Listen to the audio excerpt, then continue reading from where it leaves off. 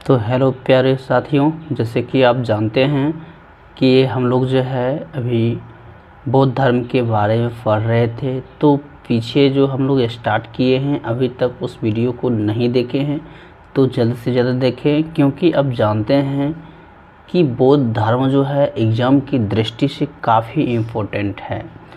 तो आप मिस ना करें। अगर आप चाहते हैं कि मेरा भी मेरिट बने तो एकदम मिस करना ये उचित नहीं होगा। और जैसे कि आप जानते हैं कि मेरा तरीका है कि पहले हम लोग सब्जेक्टिव यानी कहानी के माध्यम से इसको पढ़ते हैं, उसके बाद जो लगता है कि ऑब्जेक्टिव है तो उसको हम फाइंड करते हैं। तो अगर आप कहानी के माध्यम से पढ़ते हैं तो बहुत देर तक जो है आपको बहुत दिनों तक भी आपको याद रहेगा। तो चलिए दोस्तों, बिना देरी किए हुए हम लोग आगे बढ़ेंगे। अगर हमारी वीडियो पसंद आएगी तो लाइक सब्सक्राइब ज़रूर करिएगा। देखते हैं आगे कि क्वेश्चन यहाँ से हम लोग निकालेंगे। पहले देखते हैं पढ़ के कि परंपरागत जो है नियम में आस्था रखने वाले का संप्रदाय जो है अस्थावेरिया थेरावादी कहलाए। देखिए होता क्या है कि अब देखिए यहाँ से पूछा गया है कि बताइए थेरावादी जो है कहलाया है वह किस धर्म से संबंधित है। तो आप कह सकते हैं बौद्ध धर्म से। अब जो है थेरावादी जो है कहलाया है वह क्या वजह है, तो वो परंपरागत नियम में आस्था रखता है। आस्था मतलब क्या होता है, भाव रखना है ना। जैसे होता है हम किसी को पूजते हैं तो उसमें पहले विश्वास रखते हैं, आस्था रखते हैं ना। तो कहीं न कहीं हम लोग विश्वास को ही दूसरा नाम जो है आस्था देते हैं। देखिए परिवर्तन के साथ जो है नियम को स्वीकार करने वाले संप्रदाय महासंदेह कहलाए और इनका नेतृत्व जो है कश्यप ने किया था। चतुर्थ वो संगीति में महासंदेहों का बोलबाला था। चतुर्थ वो संगीति के समय बौद्ध ने भाषा के रूप में संस्कृत को अपनाया था। देखिए आपसे पूछा जाएगा कि बताइए बौद्ध ने चौथी बौद्ध भाषा में जो है किस भाषा को जो है अपनाया था। तो देखिए आप क्वेश्चन पूछ देगा तो क्या करिएगा। देखिए क्वेश्चन कैसे बनना, चतुर्थ बौद्ध संगीति के समय में बौद्धों ने भाषा का बोलबाला था। ठीक, बौद्ध संगीति के समय बौद्धों ने भाषा के रूप में संस्कृत को अपनाया था। आपसे पूछा जाएगा कि चतुर्थ बौद्ध संगीति के समय जो है बौद्धों ने किस भाषा को अपनाया था। ठीक, तो वहाँ पर आपको देगा ओडिया देगा, पाली देगा। पाली इसलिए देगा क्योंकि आप जानते हैं काफ़ी इम्पोर्टेंट है पाली, जो कि नेपाल में पड़ता है, वो सब भाषा चलता है। तो ये भी पूछा जाता है वहाँ पर। तो यहाँ पर देखिए जो है चौथी बौद्ध जो है धर्म क्या कहते हैं बौद्ध भाषा को संस्कृत को अपनाया था। देख सकते हैं आप संस्कृत है। ये संगीति के समय बौद्ध धर्म स्पष्ट रूप से हीनयान और महायानों मतलब दो संप्रदायों में विभाजित हो गया था। आपसे पूछा जाएगा कि बताइए कि हीनयान और महायान जो है किस धर्म से संबंधित है। पहला कंडीशन हो जाएगा बौद्ध धर्म से। आपसे पूछा जाएगा कि किस संगीति में जो है स्पष्ट हो गया था कि यह दो संप्रदायों में जो है बांटा गया था। ठीक, तो आप इजीली कर सकते हैं चौथी बौद्ध संगीति में। ठीक, उसके बाद है कि महायान नामक दो संप्रदाय विभाजित हो गया। अब है कि सर्वास्तिवाद जो है आगे चलकर वैभाषिक और सैद्धांतिक में भी विभाजित हुआ।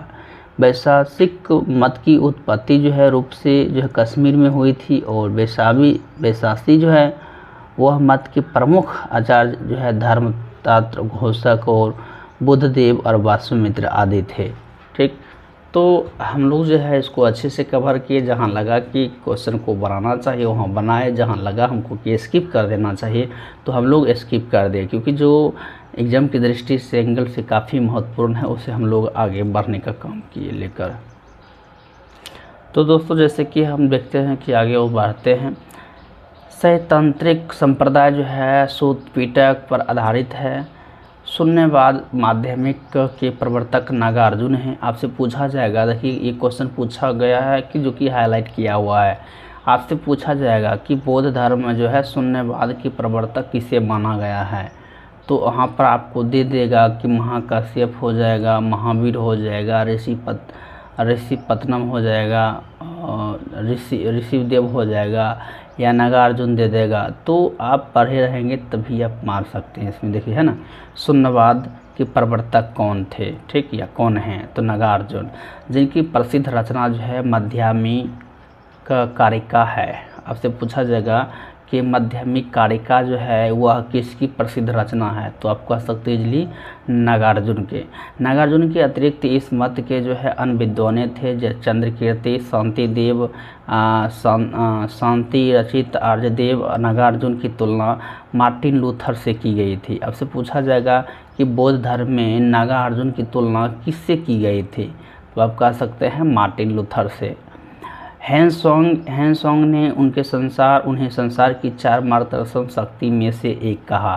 अब देखिए हैंसोंग आप जानते हैं काफ़ी इम्पोर्टेंट है ये भी, तो संसार की 4 जो है मार्गदर्शक शक्तियों में से एक है। उन्होंने भारत को आइंस्टीन भी कहा था, उन्हें भारत का आइंस्टीन भी कहा था। अब किसको कहा था, तो किसको कहा था, तो नागार्जुन को कहा था कि भारत का आइंस्टीन भी कहा था।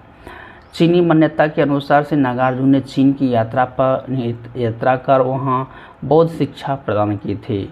अगर नागार्जुन ने चीन की यात्रा कर वहां बौद्ध शिक्षा प्रदान की थी, ठीक, वहां गया था बौद्ध यात्रा पर, और उसके बाद जो वहाँ बौद्ध की शिक्षा भी प्रदान की थी। विज्ञानवाद अथवा गोचर संप्रदाय की जो है स्थापना मैत्रेय अथवा मैत्रेय नाथ ने किया था, ठीक, मैत्रेय नाथ ने किया था। तो ये जो काफ़ी इम्पोर्टेंट है, हम लोग फाइंड करते हुए चल रहे हैं। तो यहाँ पर जो है और संगत तथा वासु बंधु ने इसका जो है विकास जो है किया था। और बर्जियान है ना, देखिए यहाँ पर बर्जियान का सर्वाधिक विकास 8वीं शताब्दी में हुआ था। आपसे पूछा जाएगा कि बर्जियान की जो सर्वाधिक विकास किस शताब्दी में हुआ था, तो 8वीं शताब्दी में हुआ था। इसके जो सिद्धांत आर्य, मंजू, श्रीमूलकस तथा गुहा समाज नामक ग्रंथों से मिलते हैं।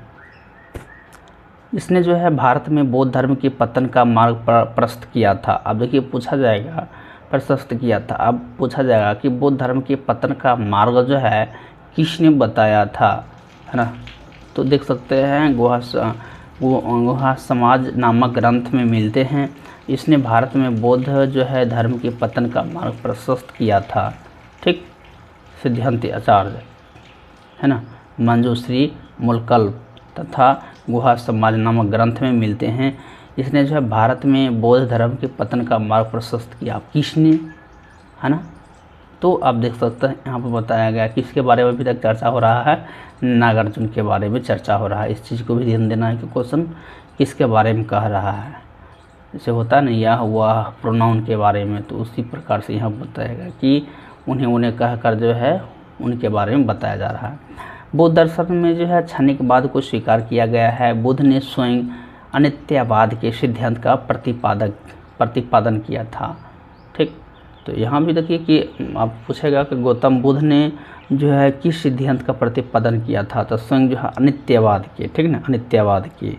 अब देखिए कि मैत्रेय का बौद्ध जो परंपरा में जो है भावी बुद्ध कहा गया था। आपसे पूछा जाएगा कि भावी बुद्ध किसे कहा गया है, तो आप इजीली बोल सकते हैं कि गौतम बुद्ध को कहा गया था।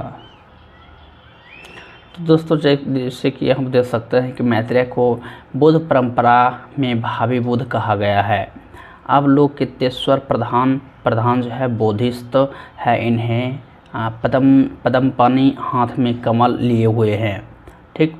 देखिए जैसे कि यहाँ पर बताया गया है कि इनका प्रधान गुण दया है। अब देखिए इनका प्रधान गुण क्या है, तो दया है। मंजूश्री ने के एक हाथ में खड्ग तथा दूसरे हाथ में पुस्तक रहती है। इनका जो है मुख्य कार्य बुद्धि को परखर करना है। बौद्ध धर्म के जो है प्रारंभिक ग्रंथों का जो है त्रिपिटक कहा गया है। देखिए ये जो है क्वेश्चन काफ़ी बार पूछा गया है कि बौद्ध धर्म के जो है आरंभिक जो है ग्रंथों को क्या कहा गया है, तो अब ये जो है देखिए हाईलाइट है, देख सकते हैं हाईलाइट है, सब अक्षर से अलग है। तो ये जो है काफ़ी इम्पोर्टेंट है, आपसे पूछा जाएगा कि बौद्ध धर्म के जो है आरंभिक ग्रंथों को क्या कहा जाता है, तो इजीली आप त्रिपिटक मार सकते हैं।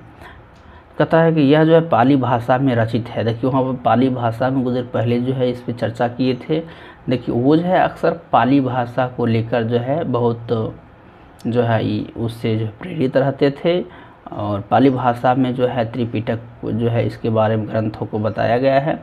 बुद्ध के महापरिनिर्वाण के पश्चात उनकी शिक्षाओं को संकलित कर 3 भागों में बांटा गया था। इनको त्रिपिटक कहा गया था। अब देखिए त्रिपिटक कहते किसको हैं उसके बारे में बताया गया। त्रिपिटक जो कहते हैं हम लोग जो मतलब उनके द्वारा जो है महापरिनिर्वाण के पश्चात जो है उनकी शिक्षाओं को संकलित कर जो है मतलब उनकी शिक्षाओं को संकलित किया गया था, उसे 3 भागों में बटा था, उसे ही त्रिपिटक कहा गया था। तो ये त्रिपिटक कहा गया था। तो पहला जो है ये विनय पिटक कहते हैं, ठीक, पहला जो है विनय पिटक कहते हैं, दूसरा जो है सुत्त पिटक कहते हैं, और तीसरा जो है अभिधम्म पिटक कहते हैं। अब देखिए विनय पिटक में जो है संघ संबंधी नियम तथा दैनिक जीवन संबंधी आचार विचारों की विधि जो है निषेधों का आदि का संग्रह है। आप समझ गए कि पहला में क्या है। विनय पिटक में जो है संघ संबंधी नियम, संघ की किस प्रकार से चलाना है उसके बारे में नियम बताया गया है। दैनिक जीवन संबंधी आचार विचारों विधि निषेध मतलब किस विचार को रखना है, किसको जो है निषेध करना है, इस चीज़ के बारे में संग्रह किया गया है।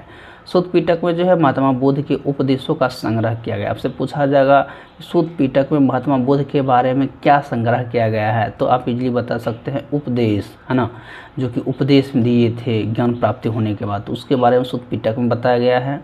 उसके बाद है कि अभिधम्म पिटक में जो है बौद्ध धर्म के दार्शनिक सिद्धांत। तो अब देखिए जो किन किन से मिले थे, क्या बात विचार हुआ था, उसके बारे में जो है बौद्ध धर्म में जो है अभिधम्म पिटक में बताया गया है, सिद्धांत में जो है संग्रह मिलता है। कहता है कि 8 कथाएँ त्रिपिटक के भाष्य के रूप में लिखी गई है, और सुत्त पिटक के 8 कथा 8 कथा तथा विनय पिटक की 8 तथा, और यहाँ पर बताया गया कि कुरुदंती पचारी है ना, कुरुदंती है, और अभिधम्म पिटक की 8 जो है कथा मूल रूप से जो है सिंहली भाषा में पंचारी है। बौद्ध को वह धर्म ग्रंथ जिससे बुद्ध के जो है पूर्ववर्ती जन्म की कथाएं मिल संकलित है। अब देखिए बौद्ध का वह धर्म ग्रंथ जिसमें जो है गौतम बुद्ध के पूर्व जन्म की कथाएं हैं संकलित है, जो कि जातक कला। आपसे पूछा था कि जातक जो है ये काफ़ी इम्पोर्टेंट है कि जातक किसको कहा जाता है। जातक उसको कहा जाता है जो गौतम बुद्ध के पूर्व जन्म की कहानी के बारे में विस्तार जो है उसमें बताया गया है, उसे हम कहते हैं जातक कहते हैं। और जातक जो है यह किस भाषा में लिखा गया है, तो आप इजीली कह सकते हैं कि पाली भाषा में लिखा गया है। तो दोस्तों उम्मीद करते हैं कि हमारा ये जो है काफ़ी जो है आपको पसंद आया होगा, और पसंद आया तो हमारे चैनल को लाइक सब्सक्राइब ज़रूर करिएगा, और नहीं आया पसंद तो डिसलाइक ज़रूर करिएगा। हाँ, क्या सलाह है वो भी कमेंट सेक्शन में ज़रूर बताइए। मिलते हैं नई वीडियो में, तो अपना ख्याल रखें। धन्यवाद।